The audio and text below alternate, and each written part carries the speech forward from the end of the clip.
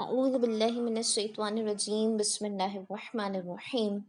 ارشاد نبوی صلی اللہ علیہ وآلہ وسلم ہے کہ جب بندہ مصیبت کے وقت ان للہ و ان الیہ راجعون کہتا ہے تو اللہ تبارک و تعالی اس کی مصیبت کو دور فرما دیتا ہے اور اس کے کام کا انجام اچھا ہوتا ہے اور اسے اس طرح بدلہ دیا جاتا ہے کہ وہ اس پر راضی ہو جاتا ہے۔ اب ہم غور کریں تو ہم ان للہ و ان الیہ راجعون اس وقت کہتے ہیں جب ہمیں کوئی موت کی خبر سنائی جاتی ہے، جب ہمیں یہ کہا جاتا ہے کہ فلاں شخص مر گیا، تب ہم اس کی موت پر افسوس کرتے ہوئے ان للہ و ان الیہ راجعون کہتے ہیں۔ جبکہ ہم غور کریں تو ہماری زندگیوں میں نہ جانے کتنے مصائب و آلام روزانہ کی بنیاد پر آتے رہتے ہیں۔ ہمارے جوتے کا اسٹیپ ٹوٹنے سے لے کر، ہمارے کانچ کے برتن ٹوٹنے سے لے کر، ہمیں کوئی چھوٹی سی چوٹ لگنے سے لے کر، ہماری کوئی چیز کھو جانے سے لے کر، نہ جانے کتنے مصائب و آلام ہماری زندگیوں میں پیش آتے رہتے ہیں۔ لیکن اس میں ہمارا رد عمل کیا ہوتا ہے، ہمارا ریئیکشن کیا ہوتا ہے؟ اوف توف، ابے یار، او شٹ، اور کبھی کبھار تو ہم گالی بھی دے دیتے ہیں۔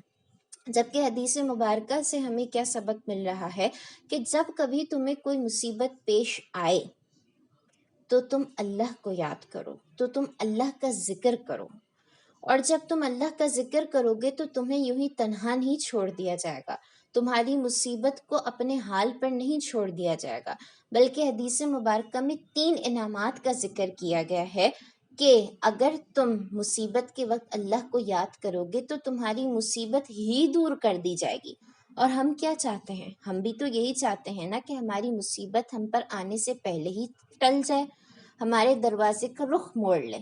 تو جب ہم اللہ کو یاد کریں گے، جب ہم پر کوئی مصیبت آئے گی اور ہم اللہ کا ذکر کریں گے تو ہمیں اس بات پر پورا یقین ہے کہ ہماری مصیبت ٹل جائے گی۔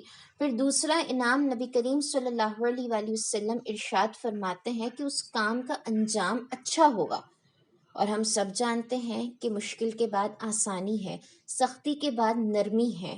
کچھ رات کی تاریکیوں کو فیس کرنا پڑے گا لیکن صبح کا سورج ضرور طلوع ہوگا، بشرط یہ کہ تم نے ان رات کی تاریکیوں میں اپنے رب کو یاد کیا ہو، بجائے اس کے کہ تم گھبرا کر یہاں وہاں گھومتے رہو۔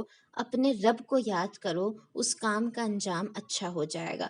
اور جو تیسرا انعام نبی کریم صلی اللہ علیہ وآلہ وسلم نے فرمایا، اس کو سمجھنے کے لیے مفہوماً ایک حدیث مبارکہ ذکر کرتی ہوں کہ حضرت ام سلمہ رضی اللہ تعالیٰ عنہا فرماتی ہیں کہ جب میرے خاوند کا انتقال ہوا تو میں بہت غمگین تھی، میں بہت اداس تھی، میں بہت افسردہ تھی، لیکن جب میں نے ان للہ و ان الیہ راجعون پڑھا تو میرا نکاح، میری شادی نبی کریم صلی اللہ علیہ وآلہ وسلم سے ہو گئی۔ سبحان اللہ! نبی کریم صلی اللہ علیہ وآلہ وسلم جیسا بہترین نعم و بدل کوئی اور ہو سکتا ہے؟ ان کا ثانی اس دنیا میں کوئی ہے؟ ان کا مثل کوئی ہے؟ کبھی بھی نہیں۔